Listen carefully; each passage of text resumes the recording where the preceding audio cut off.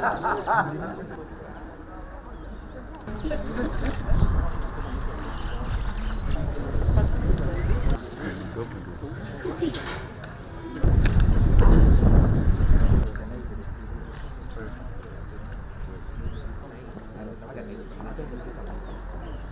is our wish that most private sectors as well as public sectors can adopt that kind of policy.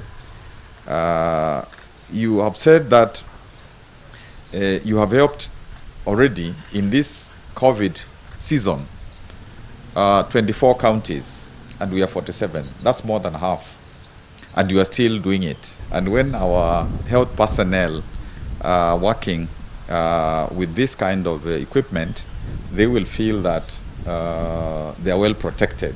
Makueni also deserved to be supported to respond to the pandemic. And through the foundation, 1.5 million Kenya shillings was approved to support the county's response to COVID. We know they are risking their own lives to also save lives. So as Safaricom Foundation, we've come to join hands and support the county to ensure that our health workers, the frontline health workers who are really risking their lives, to ensure that every Kenyan is protected from this pandemic, they do not end up getting infected.